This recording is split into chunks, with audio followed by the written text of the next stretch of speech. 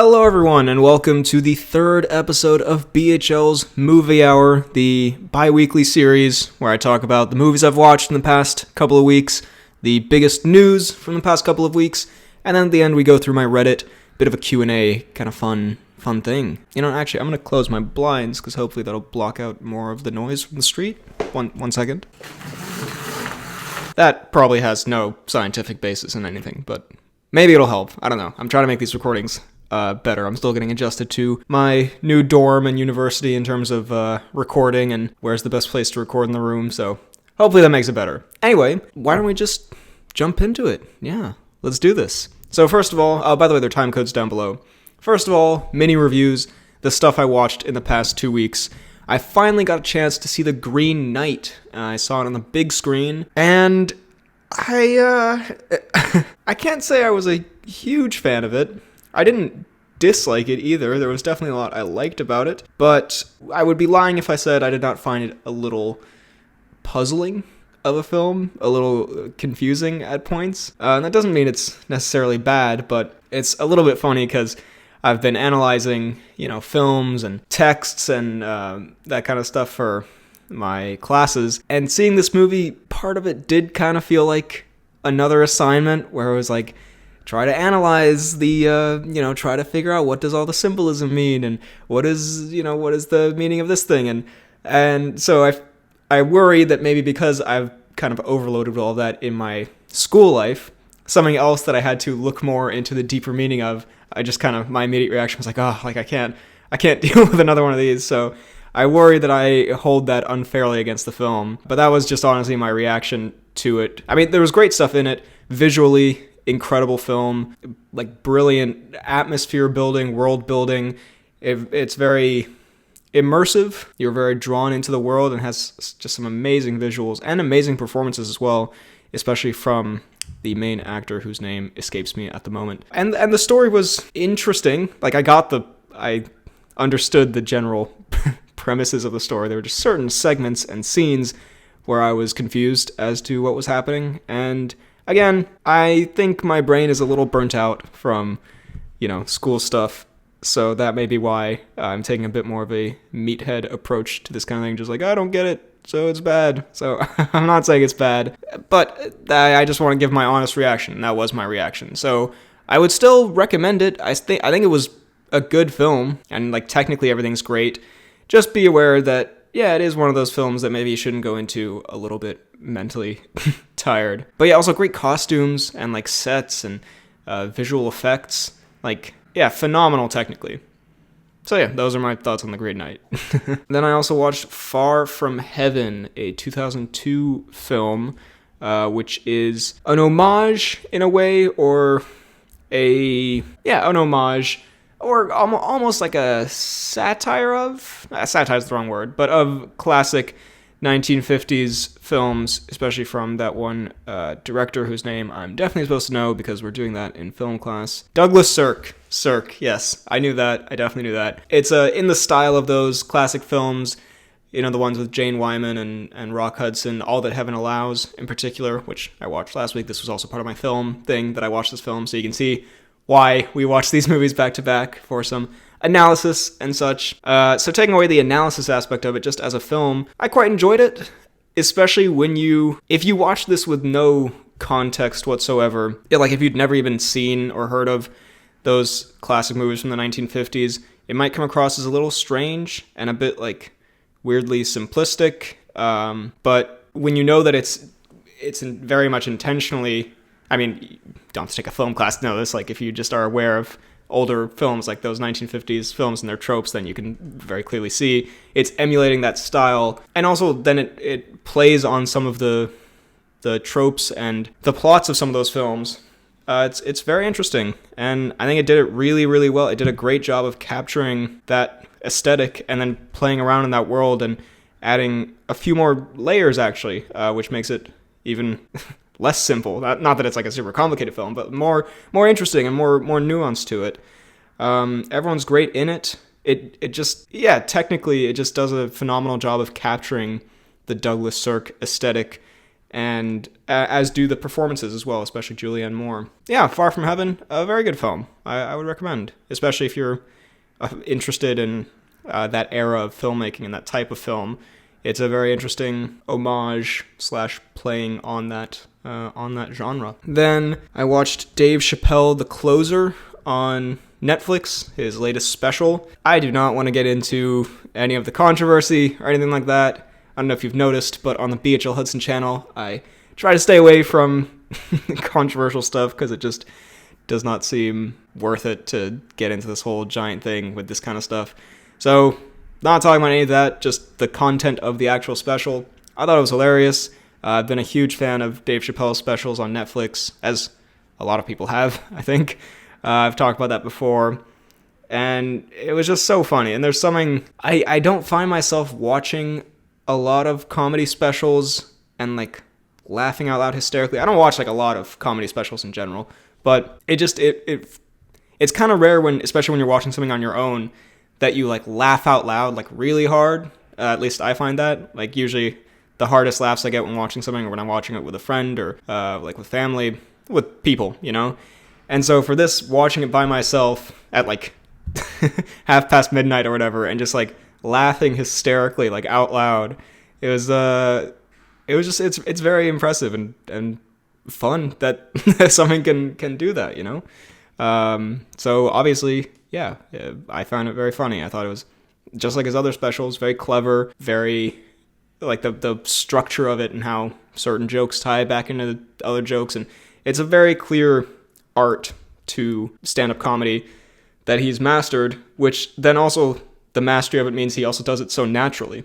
So it doesn't feel like this intricately planned out thing, and you can see, like, the structure of it. Like, it just feels like a very natural thing, but it's very clever, and I was just hilarious. So I thought it was very funny, and I would recommend it. Yes, it definitely has some offensive things in it, I guess you could say, or if you're offended by this sort of thing, especially by some of the jokes that he makes, then obviously, you know, I wouldn't recommend it to you. You will not enjoy it. But just, you know, if you view it as just a comedy special from Dave Chappelle, I thought it was hilarious. So yeah, I would recommend Dave Chappelle, The Closer. And I'm kind of sad that this is his last one for a while, at least, I believe he said, because I thought these were really funny. Then, also film school class related, Dancer in the Dark by Lars von Trier, Danish director, man. I'm not very familiar with Lars von Trier's work. I'm very aware of him and the type of film he makes. Like, there are often a lot of headlines, you know, it's a lot of controversial stuff, a lot of very crazy stuff that, you know, you normally wouldn't see in a film and that kind of thing. And I have not seen many, if any, of his films before this. And so Dancer in the Dark is a film it's from the, I believe, very early 2000s or very late 90s, about a woman who is going blind, and then just everything is horrible in the world. And, like, just everything is awful, and it's very, very dark and depressing, and I did not enjoy it. I did not enjoy Dancer in the Dark. I can definitely appreciate, like, artistically some stuff about it, and especially when you learn about some of the context around it, like this whole Dogme 95 style of filmmaking. It's where it's very simple, and there are certain rules that they try to follow. That is the reason the film, you know, looks the way it does and is sort of presented in the way it is.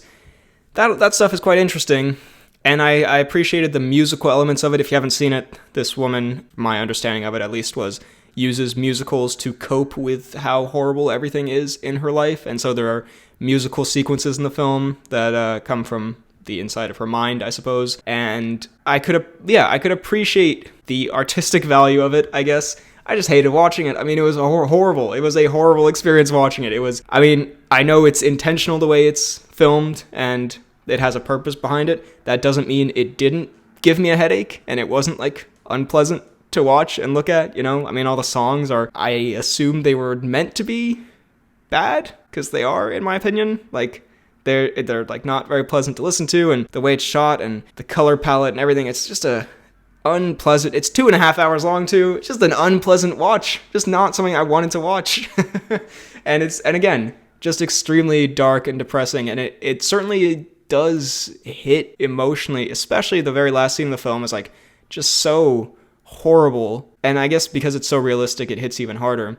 So again, everything about it that made me not like watching it, I suppose is commendable because it was effective in the film it was trying to be. But man, what a sad, depressing, dark movie that I did not like. So no, I would not recommend Dancer in the Dark unless, you want to look into it for film analysis and artistic things, but didn't like it personally. Not for me. And then Venom 2. I mean, I already reviewed it. I didn't like it, but a lot of people seem to like it, and I got a few comments, like I say, got some nice, like, constructive comments, like, oh, I disagree, this is what I thought, and I got some that are just like, maybe you didn't like this because you're dumb, which, that also gives me a good laugh, so, hey, you do you, hope you liked it, and I personally did not for me. Venom, Let There Be Carnage, yeah, I already talked about in the review, so, that was all the stuff I've watched for the past couple of weeks. And now I say we just move on to some news items. And of course, the big thing I'll talk about at the end is all the DC Fandome stuff. But there's some other stuff first that I want to go through. So let's talk about that. And then we'll just DC Fandome it up at the end. So the next Christopher Nolan film has been announced. Oppenheimer. It's coming out on July 21st, 2023. And starring Cillian Murphy as J. Robert Oppenheimer. Is that his name? J. Oppenheimer? The guy, Oppenheimer. And also Emily Blunt is apparently going to be in it as well. And presumably more people than that even, that just haven't been announced yet, if you can believe that. I'm excited for that. So Oppenheimer, I believe, was one of the people behind the nuclear bomb. And yeah, that's an interesting choice for Nolan. He has done historical films before, of course, or films like set, throughout history, like Dunkirk. The only thing that made me not concerned, but I was a little perplexed by is I would imagine the story of Oppenheimer would be a very personal one about his internal struggle about it. Okay, full disclosure, I know very little about Oppenheimer, but I believe, you can correct me if I'm wrong, he had a lot of regret, and it's a very complicated thing, making a weapon that's so horribly dangerous. And when it's said to be Christopher Nolan, I think of Nolan. One of my criticisms of some of his films would be the emotion isn't always like the highlight of it. Like a lot of the technical stuff, the story, all that kind of thing, the twists and the visuals and all that he's phenomenal at. And then sometimes the emotional stuff, like Interstellar, that was pretty good. Inception has a bit in there, but like Tenet, Dunkirk, even like some of Inception and Interstellar don't hit super home in terms of like the characters and the emotional moments. I don't know, when I think of Nolan, I don't think of a deep character study, I guess is my point. Like, I know he can do emotional stuff. I'm thinking of Matthew McConaughey crying now, but like in terms of like a study of the guy's psyche and his own internal problems with what he's done, wouldn't have thought of Nolan, but he could he could totally pull that off and do something surprising to me, at least. And also, maybe it will be a little bit more technical, and it will be about more like the process and the actual, technical part of it. And I'm sure it will have some great visuals, I guess. I don't know. That's a great preview of a Nolan film. It'll have some good visuals, I guess. But hey, regardless, I'm super excited. Christopher Nolan, obviously one of the best directors working today. Always excited to see his films in the cinema, especially. And Cillian Murphy is Oppenheimer. Cool. Cillian Murphy's a good actor. A little reunion with Emily Blunt from Don't Talk, They're Monsters, the second. Excited. Should be good. Then we got our first look at Timothee Chalamet as Willy Wonka in the Wonka film, which, I'll be honest, I was not interested in. Not that I was not on board with it, but it seemed like one of those, studio things. It's like, we have this property that people know the name of. Let's just put out another one. We can make it prequel. Why not? We'll cast an actor who's popular in it. There we go. But from what we saw, it actually did get me a bit more interested in it. I'm not gonna lie. I mean, he looks great as Wonka, like the costume, and the photo at least, it just fits. It looks really good. I was thinking, I wasn't sure about the casting choice of Timothee Chalamet. I was wondering if he was like whimsical enough or like weird enough. Wonka has to have a bit of that like almost insanity, you know what I mean? But like kind of in a fun way. And I didn't know if Timothee Chalamet had that, but he at the very least looks good in the suit. Like, that looks Wonka-ish, so I can give him that. We still have yet to see the acting ability, but for some reason that gave me more confidence. And then I believe I also saw, like, a video of him riding in on a stagecoach or something, and apparently it's going to be a musical, and it just, I don't know, everything I've seen so far has gotten me a little bit more on board, and it feels like it has more of, like, a vision and a specific tone and vibe it's going for. Could be this whimsical, fun thing. It has Keegan-Michael Key and Rowan Atkinson in it, which, you know, that'll definitely get me more on board. I don't know. I'm starting to come more around on the Wonka prequel. I can't believe I'm saying that, but yeah, I'm kind of rooting for it now. So let's go Wonka. Then let's see. The retirement of Michael Caine. Yeah, we talked about this briefly on the Poorly Planned podcast this week, and obviously a very poorly planned podcast way of silliness. Yeah, it's sad in a way, but it's also very reasonable. I mean, he is... How old is Michael Caine? 87, I believe? Michael Caine age. He is 88. Yeah, I mean, he is well within his rights to retire, you know? I find it... I was thinking about this recently, and this kind of like just like a weird shower thought. Like, maybe it has no point. But it is interesting that actors, when you see a role and it's played by like a very old actor, like actors, some of them keep working on like for their entire life. I mean, you look at Christopher Plummer, even like Anthony Hopkins is still, you know, in movies and winning Oscars and everything. Like, with other jobs, you would retire at 65 or whatever the age is, you could. And with actors just working basically for your entire life, it's obviously a choice as well, but I found that interesting. I don't know. That's what I was thinking of. And so Michael Caine retiring, yeah, he's earned it. He's been in a lot of movies and done a lot of acting, and he was great. You know, he was obviously, I mean, yeah, hot take, Michael Caine is a great actor, but he had some phenomenal roles, and in recent years, you know, he was still great in a lot of the Nolan films, and Kingsman, a bunch of other stuff. You know, those are just the two that, like, come to my mind. Yeah, a great actor, great career, happy retirement, shoot the dog. Then we have Matthew Vaughn, speaking of shoot the dog, his next movie, Argylle, if that's how you're meant to pronounce it, has been announced.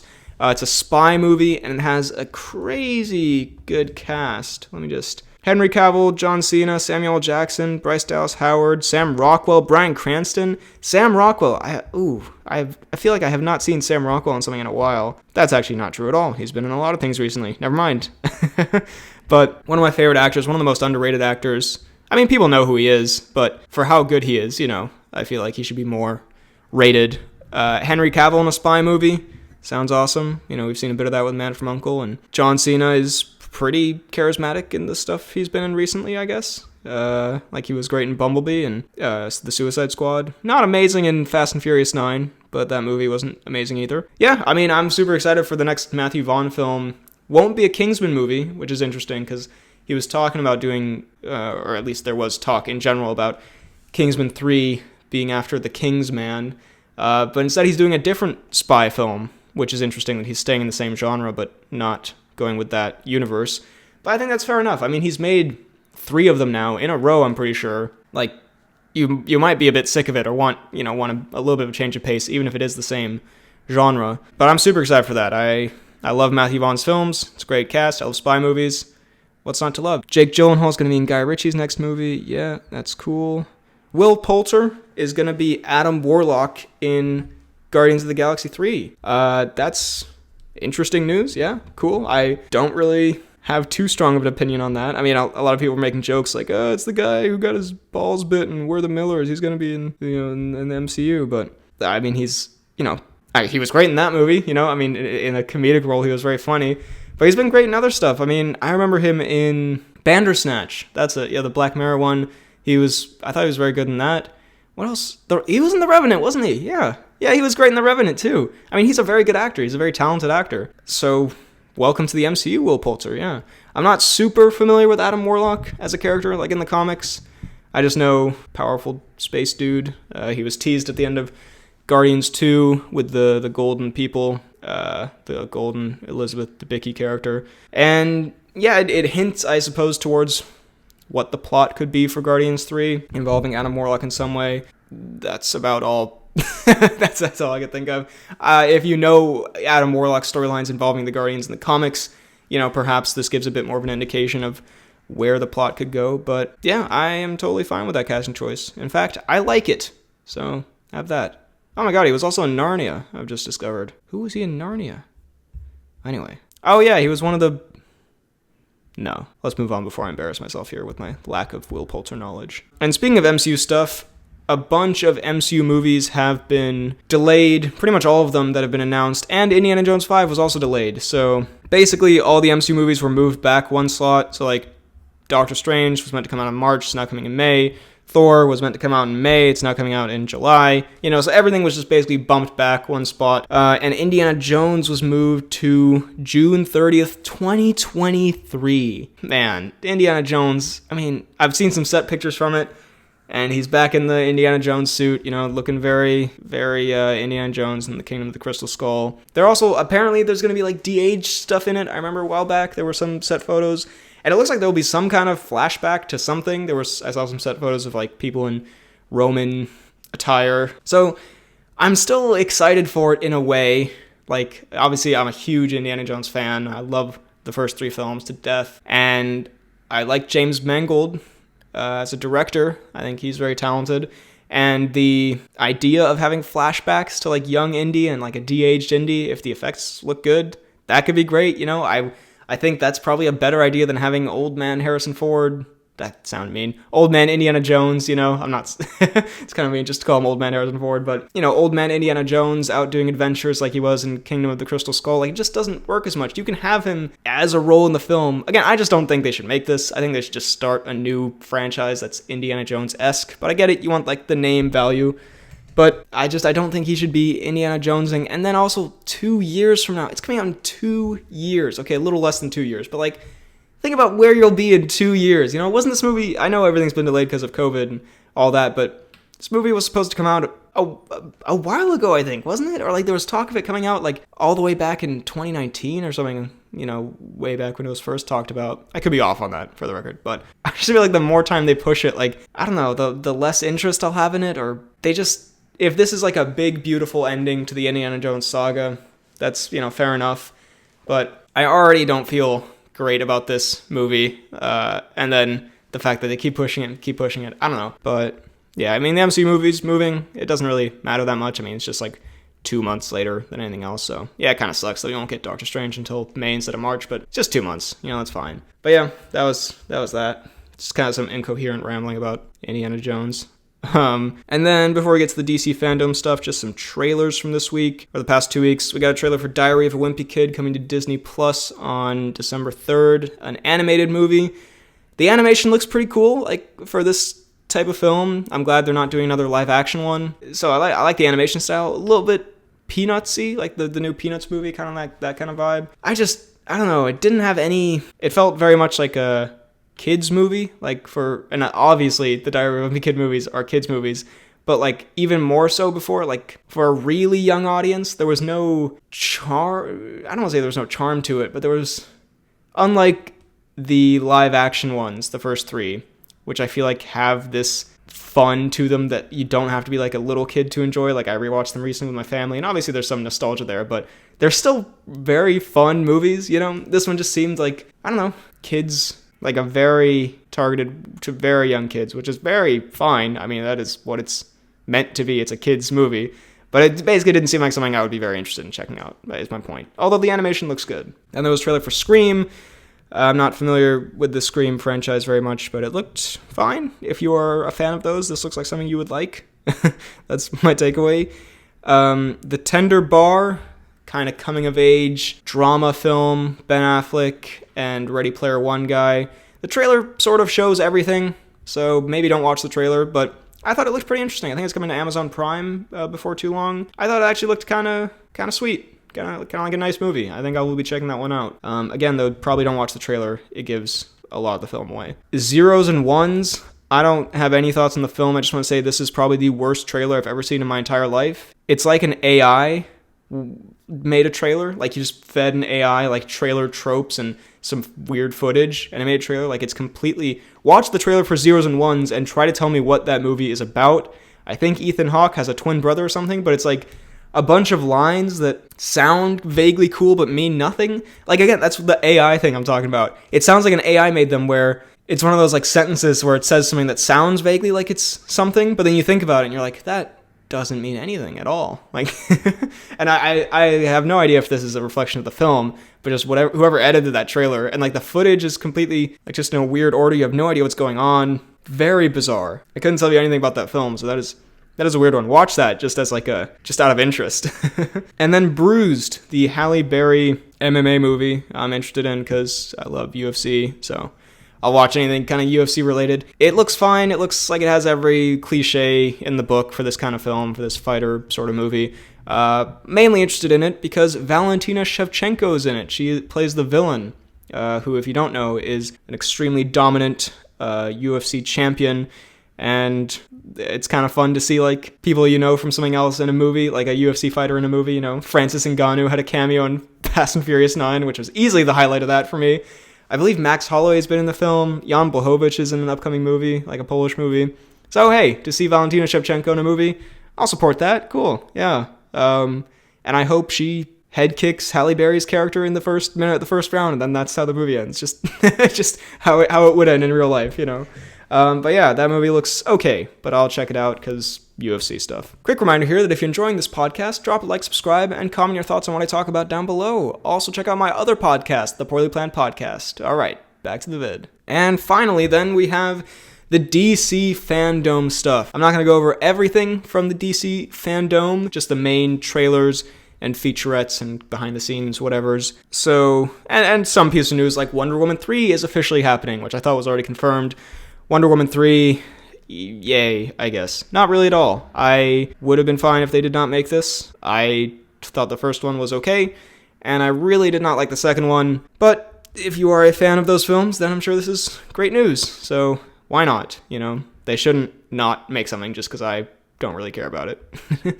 Otherwise, they wouldn't be making more Fantastic Beasts movies. Random shot at those films. I don't know why I did that.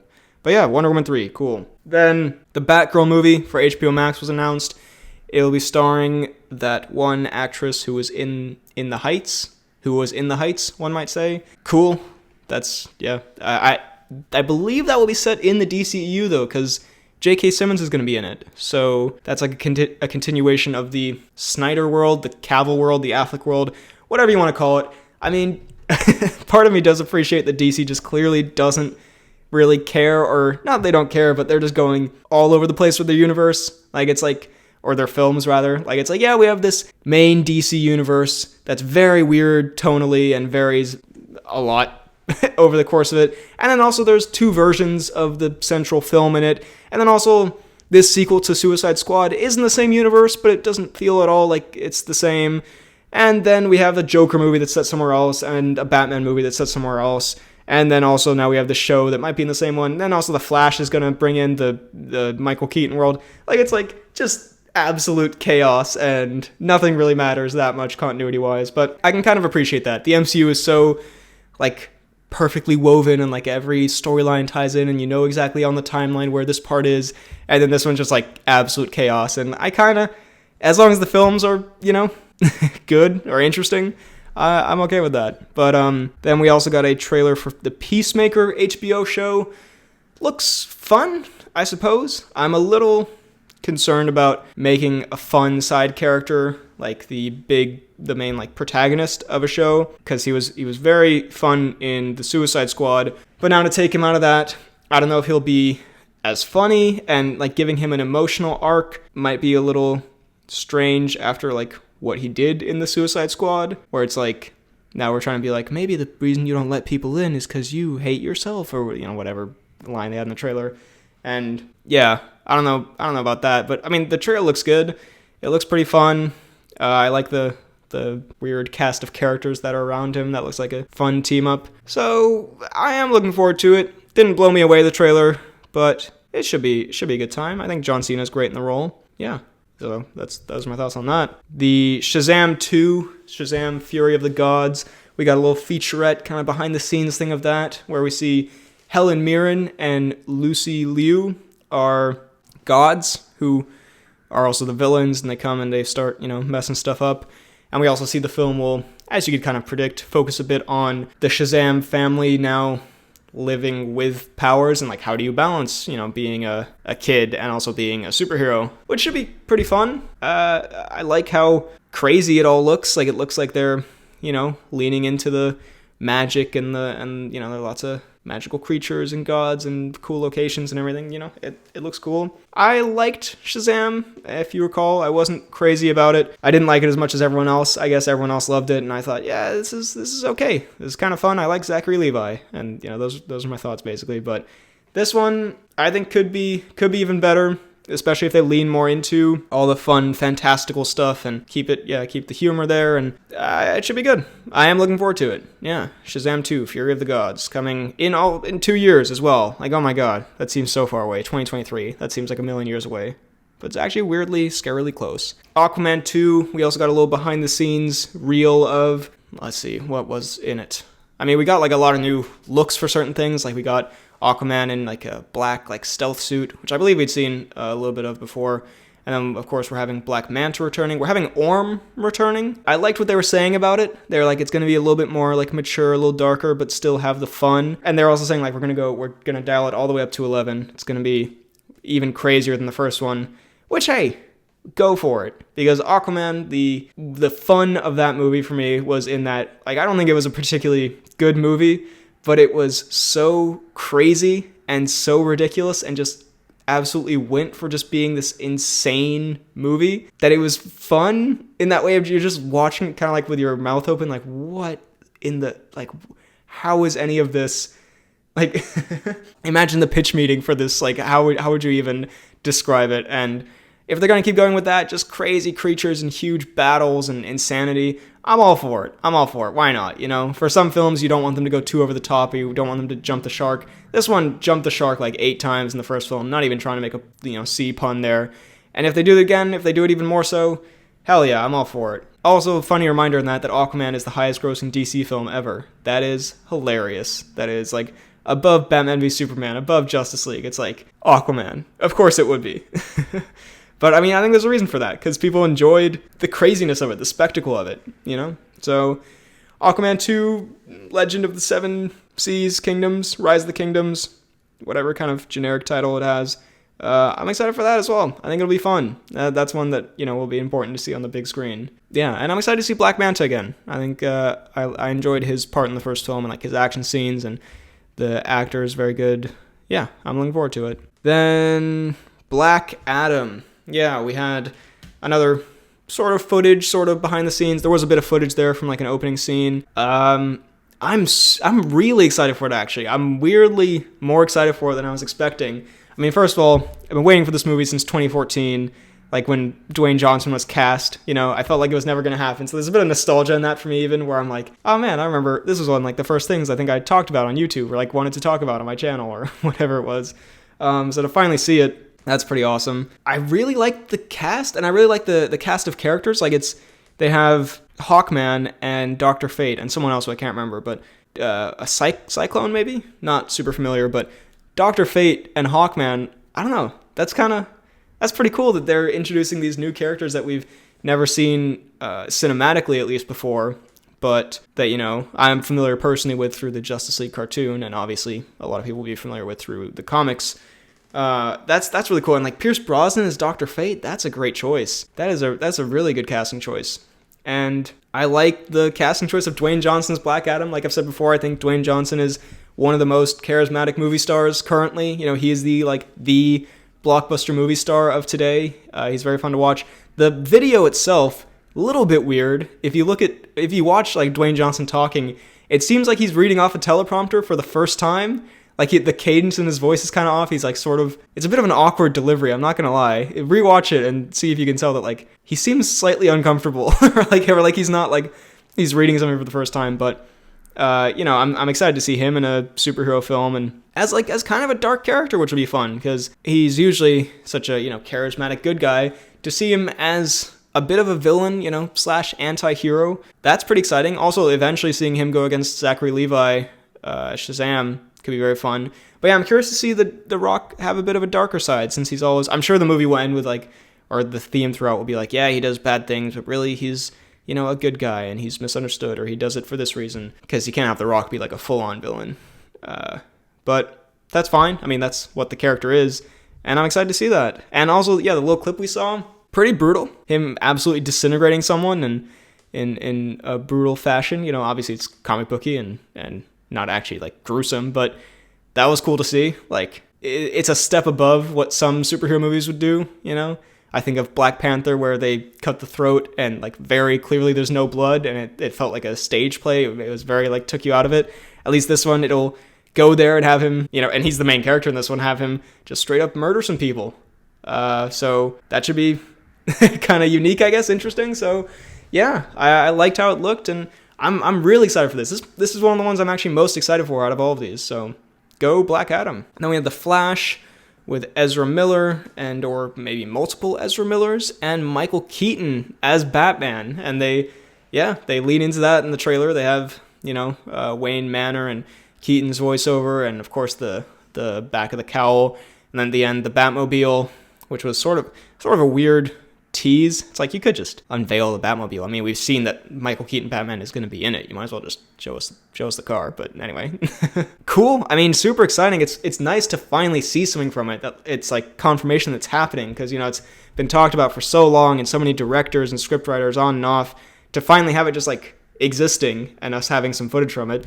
That's very exciting. Interesting choice to make The Flash's first ever film a crazy time travel, you know, like Flashpoint movie. It's kind of like if the first X-Men movie was Days of Future Past, you know. But we are so familiar with the Flash now. Even this version, we've seen him a few times, but also from the TV show, and people just know generally, you know, in the comics, I think he's a pretty popular character just in pop culture. People know the Flash and his origin story, so fair enough, not doing another origin film. Maybe would have done something between, like, it's a bit two of the extremes, like either an origin movie or an insane time travel different dimensions movie. Maybe would have done something a little bit in the middle, but hey, if they're gonna go for it, then why not? I mean, it's exciting to see Michael Keaton's Batman again, and apparently Ben Affleck Batman's gonna be in it, and then, you know, who knows who else could be in it if they're going to like the Burton-averse, and it could open up lots of different possibilities. Apparently Supergirl's in it. I didn't even know that, but apparently she's in it, and she's there in the trailer. But yeah, it's fun. It's fun to see Michael Keaton Batman again. That'll be awesome. And I think that'll get this a lot. Not that it needed more like mainstream hype, but that'll get even people who maybe wouldn't have seen, you know, a new Flash movie. Everyone knows Michael Keaton's Batman, so that could get a lot more attention on it. And I think the plot of the film is going to be, you know, something goes wrong in our dimension, or like in the usual Snyder dimension, and that's probably where the Ben Affleck bit will be. He'll be like, you should do something, Barry, and then Barry probably like accidentally runs into another dimension, and then he's like, oh my god, it's Michael Keaton Batman, and then adventures ensue. So very, you know, not a lot shown in the trailer. I think it was a great teaser though, but like plot-wise, we don't get a lot. There'll be multiple Ezra Millers. He'll probably end up with Ezra Miller fighting with Ezra Miller, as these things tend to kind of go. You know, they like to have a hero fight a slightly different version of themselves, so if they can fight a slightly different version of the same actor, you know, that would be just even better. But I'm super excited for that. Yeah. Crazy. Michael Keaton Batman. So yeah, a lot to process. You know, I feel like I haven't really wrapped my head around that, but yeah, that's awesome. And then speaking of Batman, we have the Batman, aka the Patman, Robert Pattinson as the Batman. We had a full trailer for it, and it looks just as good as it did before. We get a lot of stuff in this, actually, a lot more, and it looks phenomenal. I mean, it literally looks phenomenal. Like, visually, there are some incredible visuals in here, especially that final shot. Just absolutely gorgeous. It has just a prestigious feel to it, or like a certain gravitas that I guess is missing in some superhero movies. And not that every superhero movie needs it. Like Aquaman 2, I don't need it to be, you know, this epic, like really intense film. But I feel like it's been a while since we had something. And it has a bit of a, you know, obviously you can say like The Dark Knight, because that's also Batman. But it has a bit of that feel of just something special and like epic and kind of like an event film. That's very exciting to me. I like that tone for a Batman film. And yeah, it's very dark. It doesn't seem to be as realistic, I suppose, as the Nolan films. Like, not exactly, like, you know, The Dark Knight feels like it could take place like today. Like, you could see that on the news. This one seems to be a bit more stylized than that, but still quite realistic and not super comic booky. But then again, I don't know. I get the feeling that it could be. Like, there might be something in this that is a bit comic booky that they just haven't shown yet. It feels like it could be a bit of a weird world. But I really like the the tone, like I don't know, the suit. I like his car, the Batmobile. His car. The Batmobile, it's like taking it away from this, super armored tank and making it looking a bit more like just a normal vehicle. It's kind of more slick. And what time period is this set in, by the way? Is this set in like the 70s or something? Or the 90s? I don't know. It has a little bit of like a 70s sort of vibe to it for some reason. No, there was a phone in the first trailer, which means it's not in the 70s. But yeah, it looks amazing. Apparently people were upset about Robert Pattinson's voice. I don't mind it. I mean, I have no idea what he said when he's yelling at the Riddler. I genuinely, if you can comment below, please let me know. I legitimately have no idea. But I don't really mind his voice besides that. It sounds like a normal Batman voice. That's fine. I love the cast. Andy Serkis as Alfred is a great choice. The Watcher as Commissioner Gordon's a great choice. Selena Kyle, we have in there. We have the Penguin, the Riddler as well, Paul Dano. Who's playing Selena Kyle, actually? Zoe Kravitz. Yeah, that's a great choice. And then Colin Farrell's the Penguin. I didn't even realize that was him. Between the makeup and the accent, I thought that was just some other character, and I was like, oh, that is the Penguin. That is Colin Farrell as the Penguin. That's great. The transformation, that is insane. Like, my lasting image of Colin Farrell is now the coach from The Gentleman. And this, seems like a absolutely completely different person. So no, yeah, amazing job on the makeup and the acting from Colin Farrell. But yeah, I mean, the action looks awesome. Bulletproof Batman suit, absolutely just getting mowed down by bullets and not caring at all and just ruthlessly beating people up. I feel like there's going to be some brutal Batman beatings in this, which is always good to see. It seemed, yeah, it's going to be like a detective noir story set at Halloween. I mean, come on, that is an excellent, obviously there's, precedent for Batman stories at Halloween, the Long Halloween, and that is just an excellent choice for a Batman film, this creepy kind of in the night sort of edge to it and then like a detective story on top of that with Riddler's clues. It's going to be like 3 hours long. I'm feeling like this is going to be a really epic film. That's just the vibe I'm getting. I'm really excited for it, and like some great action as well, and just a very good film. So the trailer looks great. Good stuff. The Batman. Very good trailer. And that is the DC fandom stuff and the news in general. So let's just hop over to the BHL Hudson Reddit, where you can, submit or put your stuff on the Reddit, and I will look at it and talk about it. Let's do it. BHL Hudson Reddit. We got 231 members. Not gonna lie, pretty sure last time it was 230. So, some growth is better than no growth, I guess. But I feel like usually it jumps by like 30 every time I look at it, and this time it is exactly the same. But we got one online, so all good. But yeah, feel free to join the BHL Hudson Reddit. It's great. So let's look at the latest stuff from the past little while, shall we? Say the thing, BHL. Evil Blofeld be like, it is me, James. I'm the author of None of Your Pain. Yes, we have a running thing about Blofeld saying something about pain. Fair enough, you got me to say it. Part 1 or Part 2? Infinity War or Endgame? My personal favorite has got to be Infinity War. I'm actually quite curious here. Yay, there we go. I don't know, Endgame, I feel like Endgame has more moments, but as a film, as a experience, Infinity War, I feel, is the better overall film. And it also has tons of amazing moments. So yeah, I gotta go with Infinity War. Though both great. Both a great finale. How was the new Batman trailer? I would say great or fantastic. I mean, it was very good. I'll say great. But yeah, fantastic I can see why that got the most votes. Is Mission Impossible 3 underrated? I feel like it's properly rated as one of the middle Mission Impossible films.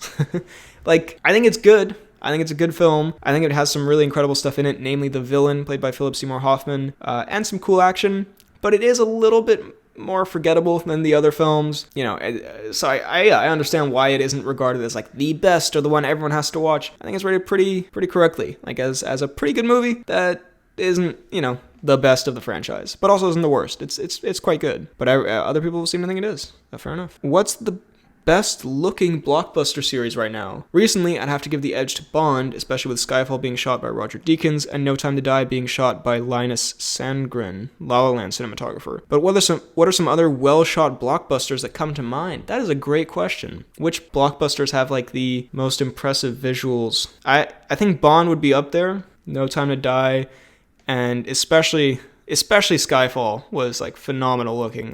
There's so many shots you can think of that, especially when he arrives in Shanghai, and also at the ending at at Skyfall, the shot of Silva, the villain, walking with like the fire in the background, absolutely phenomenal. That's a good question, actually. I would say Lord of the Rings comes to mind. It's not really a current, you said blockbusters right now, so it's not really a current franchise, and the Hobbit films aren't phenomenal, so maybe that's not a great choice. You know, Mission Impossible would be up there now that we were just talking about it. Like you think about Mission Impossible 6, that movie is pretty gorgeous at points, especially the finale. I mean, that is some of the best shot action like I've ever seen. And you know what? I mean, again, not really a current franchise. I don't really know what the status of this franchise is right now, but Pirates of the Caribbean, even the later films, even not so much 4, but even 5 still, but especially the first 3, some incredibly well-shot blockbusters. Those have some gorgeous visuals in there. The, like, sets and costumes, then, yeah, just the way it's shot. There are some really memorable shots in there. And even in the 5th one, which is not a good movie, and some of that movie does look very bad,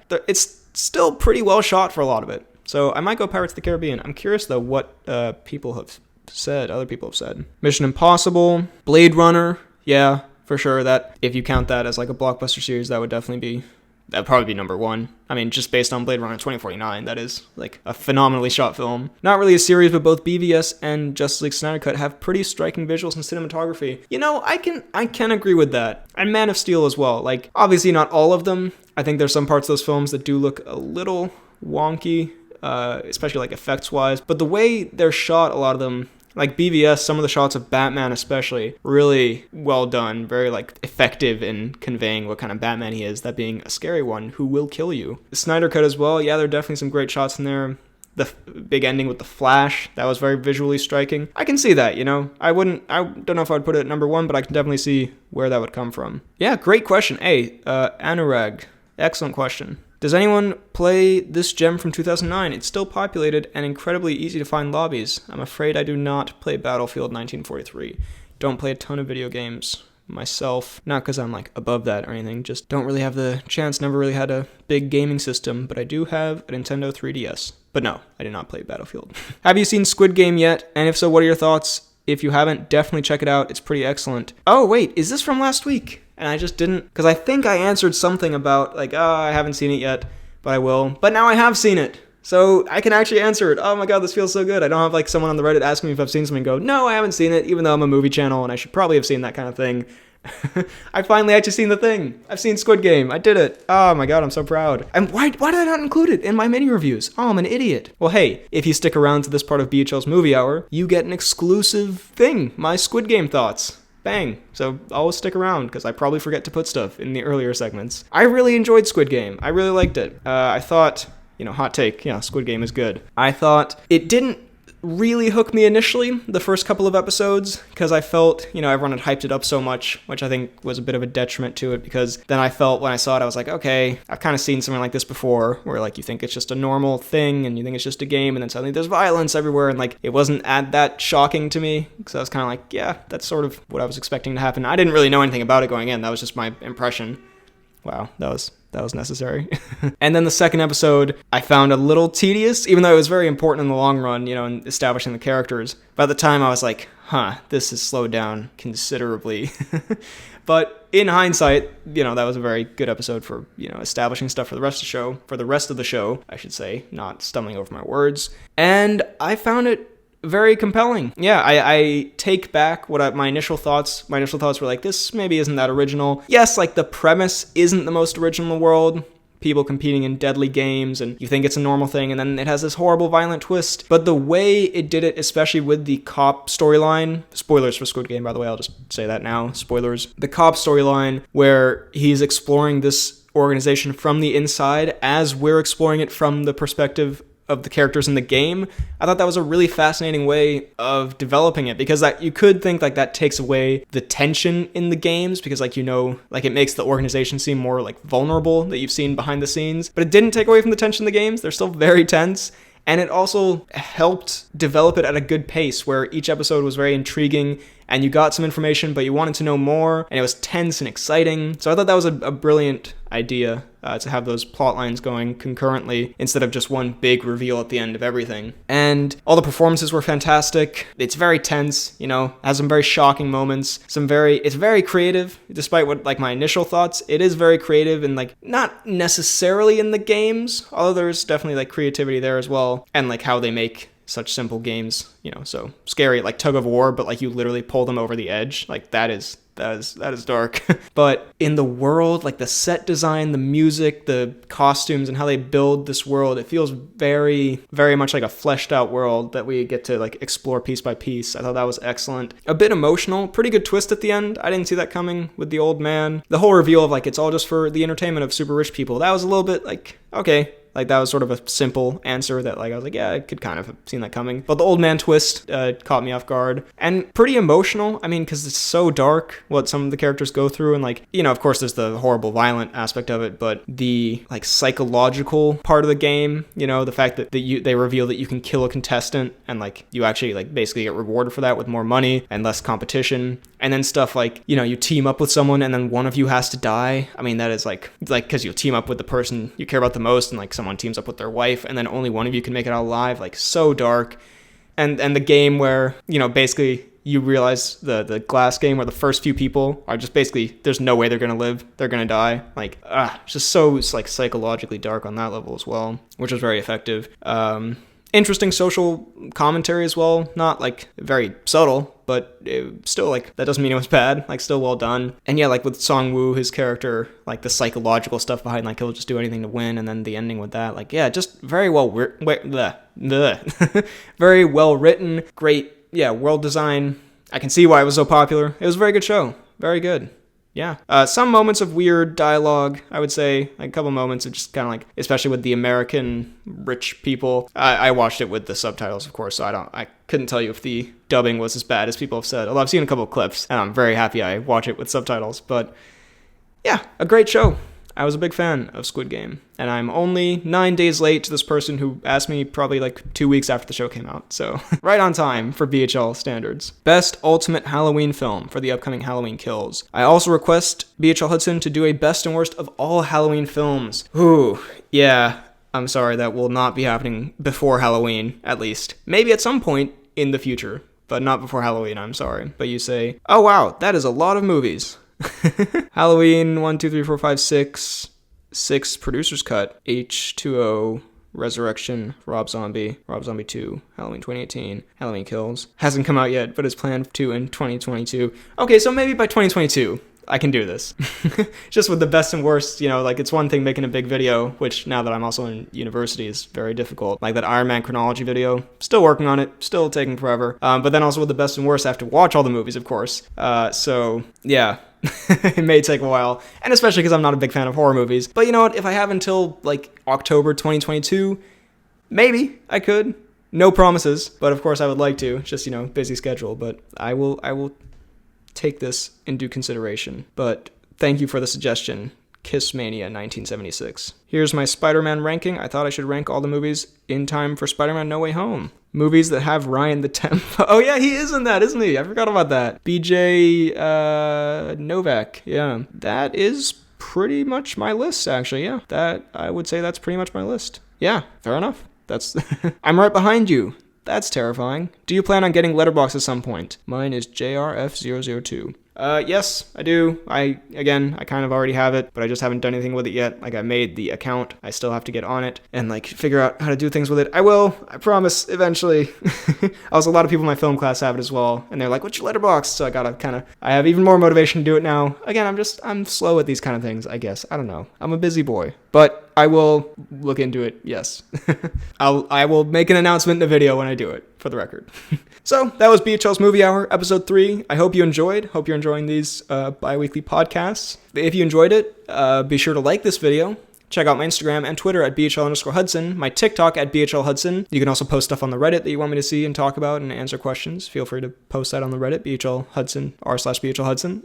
Check out my other podcast that I do with a friend of mine called The Poorly Planned Podcast, where we talk about movies, TV shows, a bunch of nonsense. It's a good time. It's very fun. It's more chaotic and less comprehensible than this, but more fun, I suppose.